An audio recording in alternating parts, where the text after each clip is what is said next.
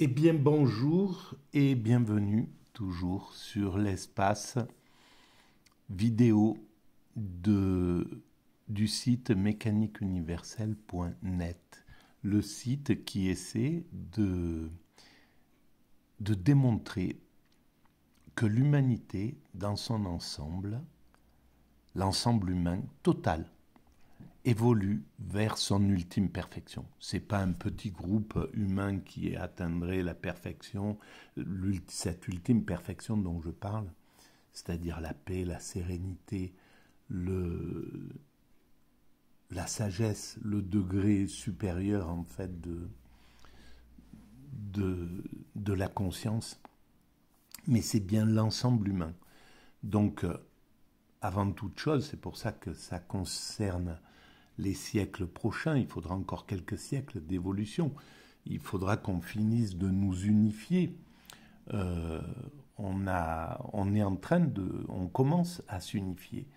D'abord l'humanité, à partir du moment où elle s'est détachée des autres primates pour constituer un groupe particulier, l'humanité, à partir de là, elle s'est répandue sur toute la planète et elle s'est adaptée à tous les milieux. Il y a certains de nos frères humains qui sont partis s'adapter en plein désert, d'autres et connaître la vie du désert, d'autres sont montés dans les glaces, les Inuits, etc. D'autres se sont enfoncés dans les forêts amazoniennes, d'autres ont construit des cités lacustres. Bref, l'ensemble de la planète, les hommes se sont dispersés sur l'ensemble de la planète. Et puis, à un certain moment, eh bien, il y a eu une sorte de retour vers l'unité, un retour. Et c'est ce qu'on est en train de percevoir. Alors, ce retour, il s'est fait malheureusement aussi à travers la violence, c'est-à-dire que c'est les conquêtes, voilà, les grands empires qui ont essayé de fédérer l'ensemble de l'humanité sans y parvenir. Les Romains, les Égyptiens, les Perses, etc., etc., ont cherché d'une certaine manière à unifier le monde. Les grandes religions ont fait la même chose, mais elles se sont arrêtées aux autres grandes religions voilà, elles se sont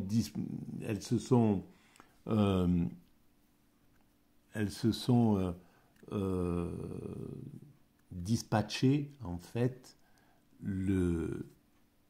la planète, on va dire.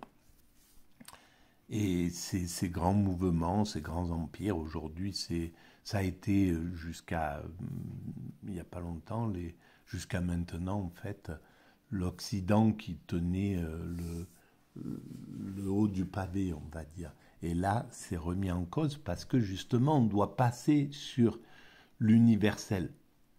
Donc, c'est un mécanisme qui prend bien sûr du temps, mais on a construit toutes les structures pour fonctionner universellement.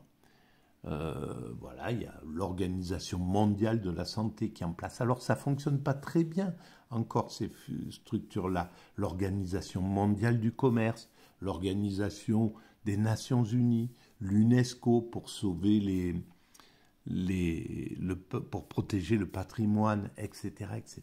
Et il y en a pour l'Organisation mondiale du travail, l'organisation, etc., etc., la Banque mondiale. Alors tout ça, comme c'est squatté par l'Occident, c'est injuste, ça fonctionne de façon injuste, parce que c'est sous l'empire d'un dominant.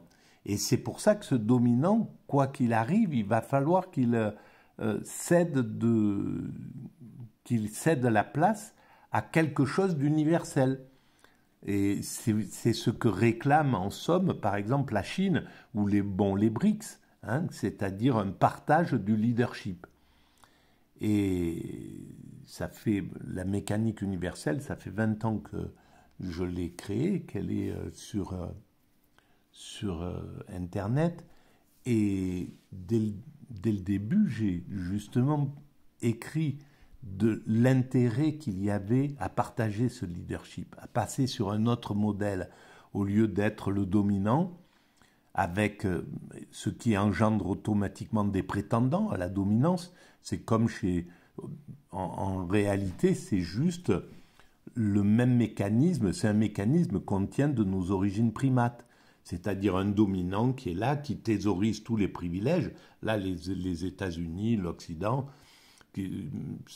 s'imposent et vampirisent en somme le monde, thésaurisent les privilèges, et ce qui engendre des prétendants à la dominance qui vont le harceler jusqu'à ce que le dominant chimpanzé, par exemple, il est là dans le groupe. Et puis, il y a les prétendants qui le harcèlent jusqu'à ce qu'il soit suffisamment fatigué. Il se défend, il garde son pouvoir tant qu'il peut, mais il y a un moment, il est obligé de lâcher prise, et c'est un autre dominant qui prend le pouvoir et qui impose la même autorité, la même dictature, en somme. Et donc, c'est ce qui empêche nos cousins primates d'évoluer, en réalité, de sortir de ce mécanisme-là.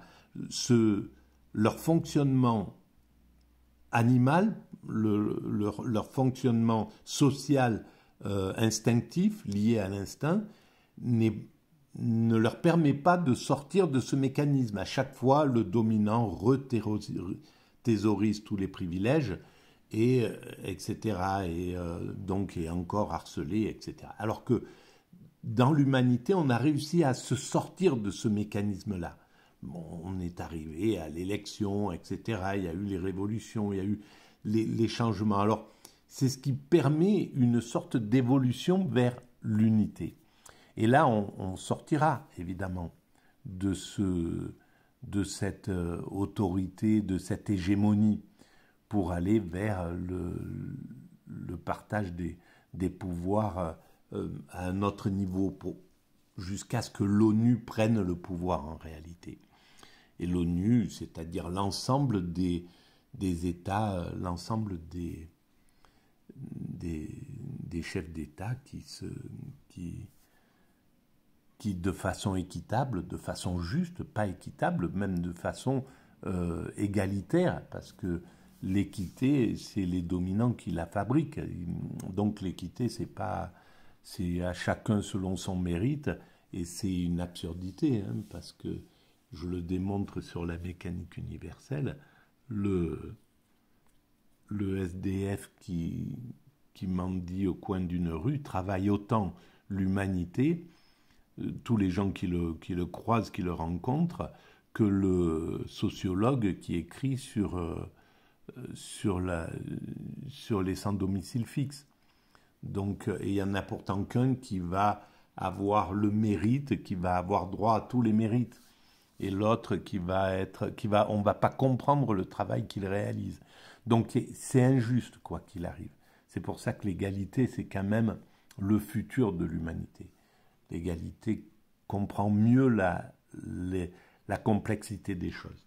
Voilà, alors, après cette introduction longue, eh bien, on va reprendre notre réflexion à partir de l'émission de France Culture avec philosophie, dans la série qu'elle consacre à la compétition, nerf de nos vies, et la partie plus précise qu'elle consacre qu'a vraiment dit Darwin. Alors on repart sur l'idée de Darwin. Et je m'appuie sur ces vidéos, sur ces livres, pour préciser ma théorie, en fait. C'est juste des alibis, en somme. Hein. Ce n'est pas une analyse ou une critique de ce que les philosophes et les gens qui sont invités par Géraldine Mollman, j'ai pas d'abord, rendons-leur un hommage intense, parce que et justement à l'animatrice aussi, qui a une connaissance incroyable, que c'est dingue, quoi.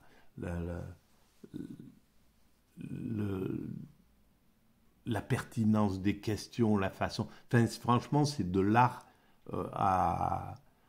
de haute voltige. Et les gens qui sont invités, par exemple là, Philippe Huneman, philosophe des sciences, directeur de recherche au CNRS, Georges Chapoutier, philosophe neurobiologiste, directeur de recherche émérite au CNRS. C'est voilà, c'est des cadors quoi. Hein. Y a pas, c'est incroyable. Et puis la façon, c'est des pédagogues. C'est incroyable quoi. Là, on a une richesse de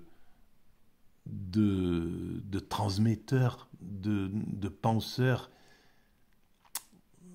Voilà. Alors on y va. Je relance. Et si vous prenez une girafe, effectivement, elle aura des enfants girafes qui auront des tailles différentes. Alors, c'est certes du hasard, mais c'est pas complètement du hasard parce que cette taille, dire que la taille est héritable, c'est dire que la taille des enfants, par exemple, la moyenne de la taille des descendants d'une girafe va ressembler à la taille de cette girafe. Bon. Mais la variation est aléatoire et aujourd'hui, on dit... Darwin n'avait pas les outils parce qu'il n'avait pas la génétique pour penser ça. On dit que c'est aléatoire, c'est le fait que les mutations génétiques sont aléatoires. Et aléatoire, ça veut dire quoi ? Ça veut dire qu'elles ne sont pas dirigées vers ce qui est bénéfique pour l'organisme. C'est vraiment ça.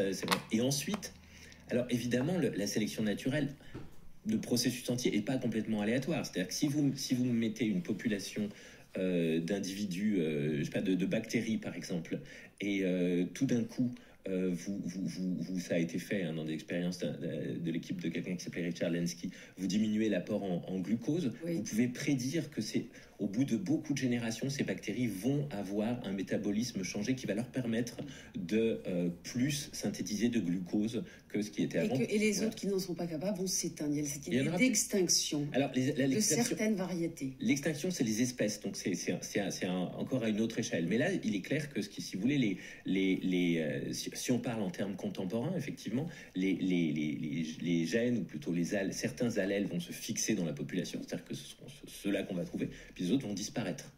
Et ça, c'est la base du processus d'évolution darwinienne. Je vous propose de maintenant... Voilà, alors c'est ce qu'on pense aléatoire, c'est là où il y a où je rentre en contradiction avec la recherche, avec ces scientifiques qui sont du côté du matérialisme, un petit peu par obligation, mais qui sont, on va dire, la queue de la comète du matérialisme. Et ils sont obligés un petit peu de penser qu'il y a... de rester sur l'idée de Darwin que c'est accidentel, que c'est le hasard qui fait que les choses évoluent, etc. Et je pense que c'est un petit peu comme en philosophie, dans les universités. Enfin, moi, j'en ai fréquenté qu'une, et en tant qu'auditeur libre, et pendant une année, de façon épisodique. Donc, j'ai une vision qui n'est pas la plus pertinente possible, mais il y avait une incapacité à parler de Dieu, de l'idée de Dieu, de parler, par exemple, de Spinoza de son côté spirituel, de parler de Platon et en tenant compte de la spiritualité, de l'idée du divin qui était derrière. Donc on regardait, on exprimait la philosophie de façon matérialiste, de façon laïque, on va dire. Et je pense que c'est la fin de cette vision toute scientifique, ultra scientifique. Je pense qu'il est temps maintenant, et je pense que c'est ce qui est en train de commencer à se mettre en place, une sorte de travail commun avec le spirituel, un retour vers de réinclure le spirituel dans la recherche scientifique. Et d'abord parce que ça sera bénéfique à l'ensemble. Et maintenant, les spirituels ne sont plus en position, nulle part sur la planète, je pense, en position de dicter leurs lois aux scientifiques, d'empêcher les scientifiques de travailler. Déjà, il y a suffisamment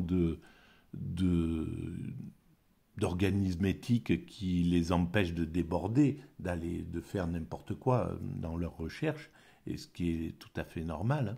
Avant, c'était le spirituel qui prenait ça en charge, qui empêchait, en fait, qui essayait de maîtriser l'excès d'imagination morbide de la science. Et maintenant, c'est le laïc qui a pris le relais. Donc, ça se passe très simplement en réalité, l'avancée, le travail qui commence à être commun entre le spirituel et le scientifique. Voilà. Alors, allons-y. Et pourquoi ? Attaquer au texte même, un texte de l'origine des espèces de 1859 de Darwin qui évoque avec précision la lutte pour l'existence et la compétition qui semble à l'œuvre. On écoute.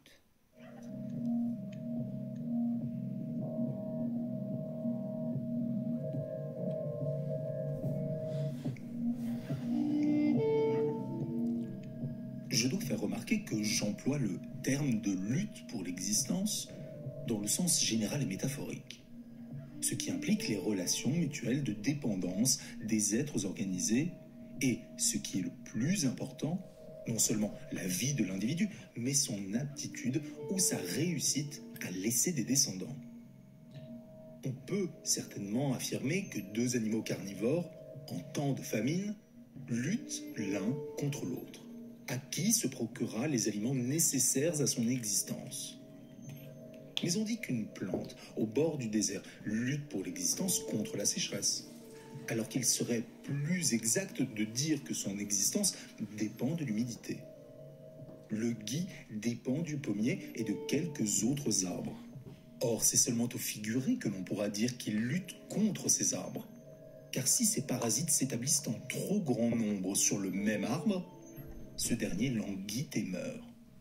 Mais on peut dire que plusieurs gui, poussant ensemble sur la même branche et produisant des graines, luttent l'un avec l'autre. Voilà, donc par exemple, l'idée selon laquelle seuls les plus forts, seuls les plus aptes survivent dans le système, donc ce qui serait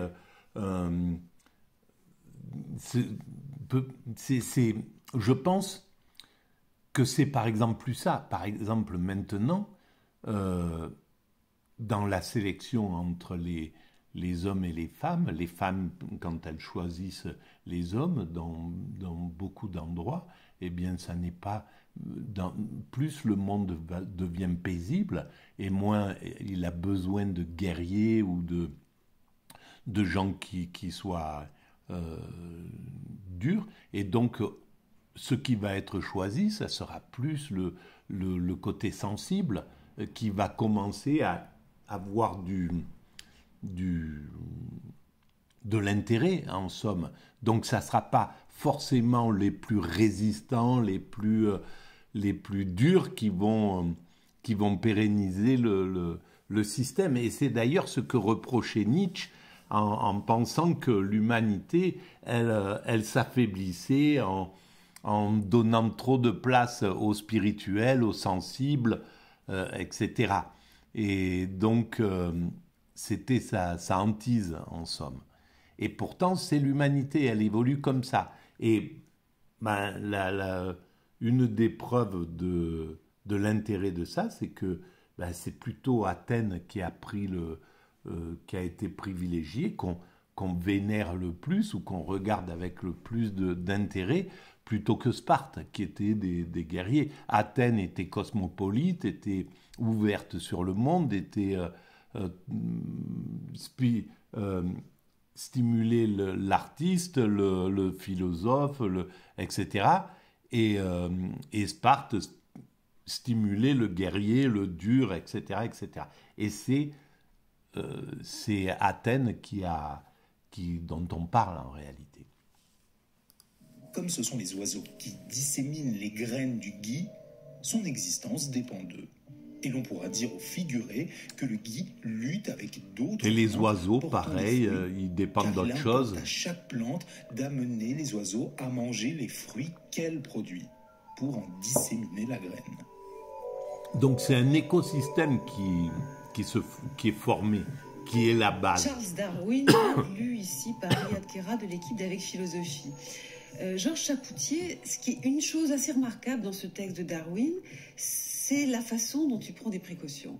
Il dit, on dit que c'est une lutte. Bon, je crois savoir aussi, pour avoir lu vos travaux à tous les deux, que partie, parce que c'est considérable, que la notion même de sélection naturelle, il a fini un peu par regretter ce terme. Tout ce qui donne l'impression d'une action consciente des espèces ou des variétés. Alors c'est peut-être plus simple, conscience pour les animaux, l'impression d'un mouvement volontaire, ça n'a pas de sens pour Darwin.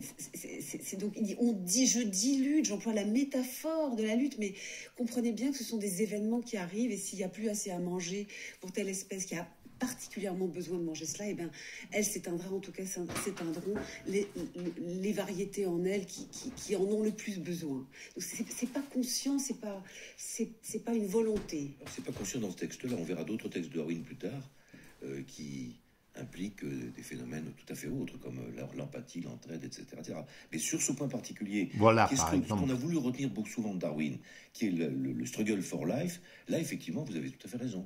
C'est quelque chose de très mécanique ou mécaniste, si vous voulez.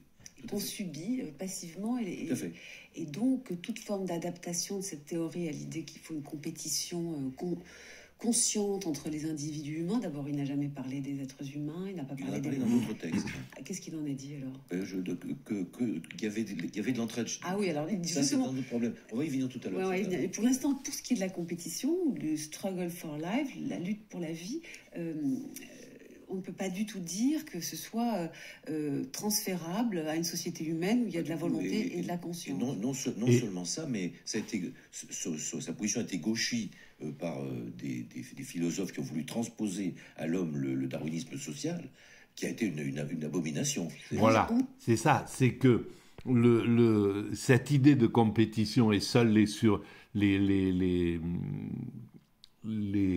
les plus forts l'emportent, c'est ce qui a un petit peu peut-être orienté l'idée de Nietzsche, justement. Et donc Nietzsche qui a été malheureusement utilisé par les nazis pour affirmer alors qu'il était à l'opposé de cette idéologie, de ce type de pensée, il a été utilisé. Et donc, c'est une... Et l'humanité qui fait partie de l'écosystème, on est une partie du monde animal. On est extrait de ce monde pour des raisons...